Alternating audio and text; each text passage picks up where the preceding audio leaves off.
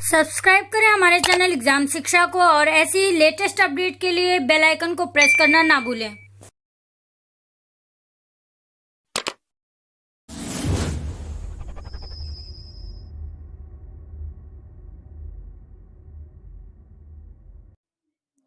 Hello guys, welcome on my YouTube channel exam शिक्षा।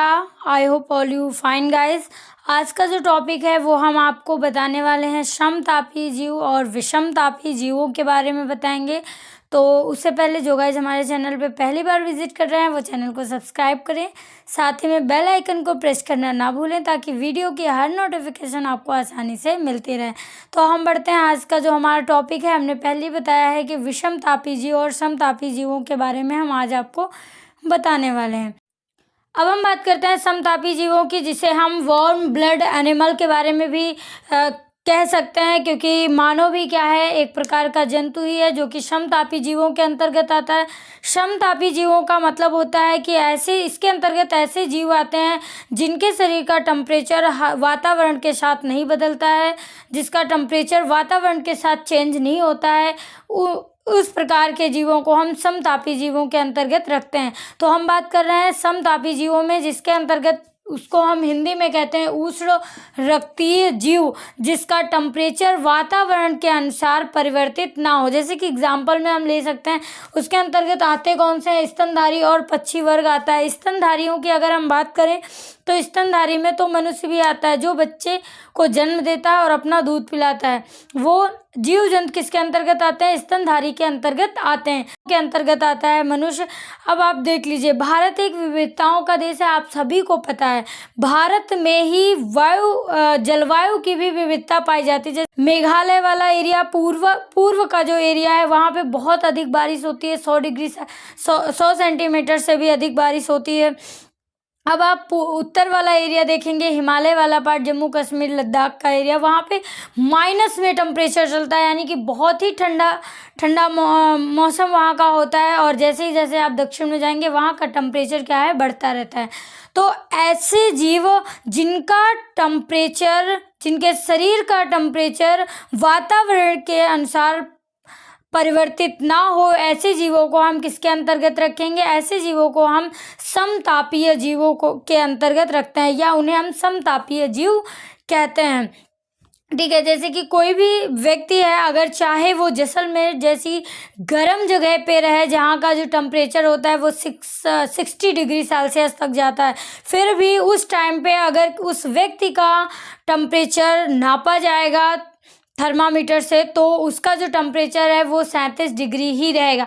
भले ही जो त्वचा का टेम्परेचर है वो बढ़े, लेकिन मानव शरीर का जो आंतरिक टेम्परेचर है वो कभी नहीं बदलता है। इसलिए उसका जो नॉर्मल टेम्परेचर बताया गया है मानव का, वो क्या है, 37 डिग्री सेल्सियस है। वैसे ही आप जम्मू कश्मीर में देख लीजिए, जम्मू कश्मीर में इतनी ज़्यादा माइनस में -18 -38 जो है बर्फ गिरती है, वहाँ का जो टेम्परेचर है बहुत ही लो रहता है। लेकिन वहाँ के भी जो जीव हैं, मानव की हम बात कर रहे हैं, उनका भी टेम्परेचर उस वातावरण में, अगर आप उस वातावरण में आप उनका टेम्परेचर मापेंगे तो आपको 37 डिग्री ही मिलेगा। तो कहने का मतलब है कि ऐसे जीव जिनका टेम्परेचर वातावरण के प्रभाव से नहीं बदलता है, उनको हम क्या कहते हैं, समतापी जीव कहते हैं। समतापी जीवों के अंतर्गत, जैसे जो समतापी जीव होते हैं वो अत्यधिक भोजन करते हैं, यानी उन्हें भोजन की ज़्यादा आवश्यकता पड़ती है।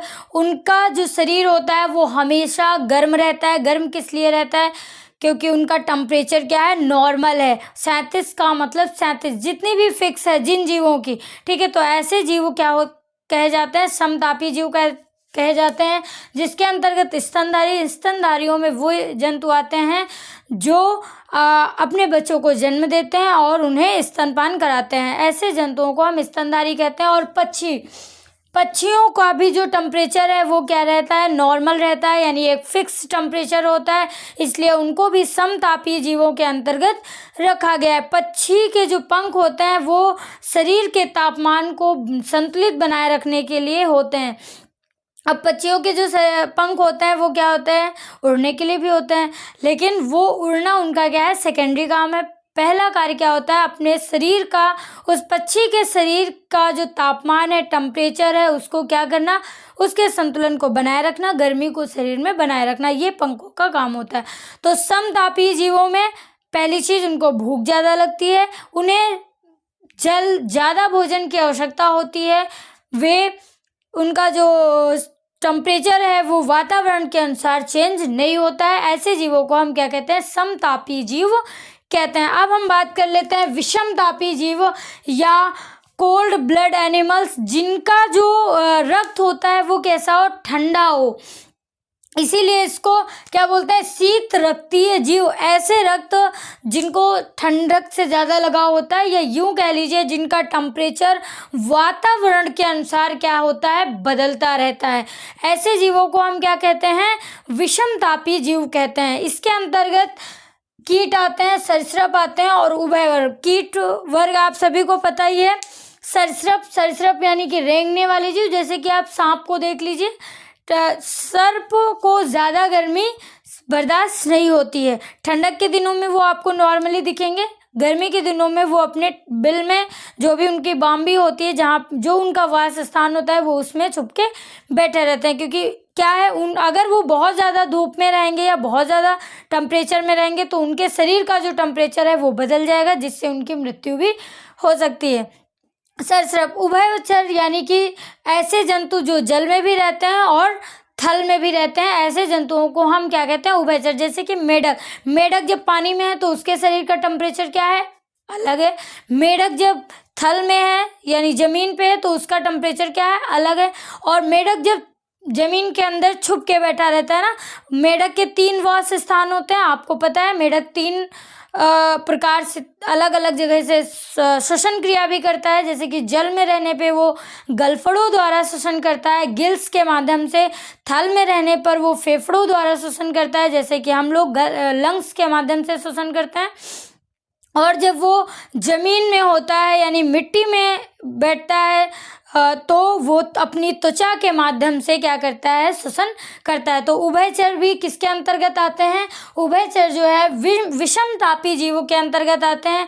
विषमतापी जीव वे होते हैं जिनके शरीर का टेम्परेचर वातावरण के अनुसार बदलता रहता है, ऐसे जीवों को हम क्या कहते हैं, विषमतापी जीव कहते हैं। आई होप सो गाइज आज की ये वीडियो आप सभी को बहुत पसंद आने वाली होगी। वीडियो पसंद आए तो वीडियो को ज़्यादा से ज़्यादा लाइक करिएगा, कमेंट करिएगा और कमेंट बॉक्स में हमें बताना ना भूलिए कि आज की ये वीडियो आप सभी को कैसी लगी। हम मिलेंगे अपनी नेक्स्ट वीडियो में नई वीडियो के साथ, नए टॉपिक के साथ। तब तक के लिए आप जुड़े रहिए हमारे यानी एग्जाम शिक्षा के साथ। बाय बाय दोस्तों।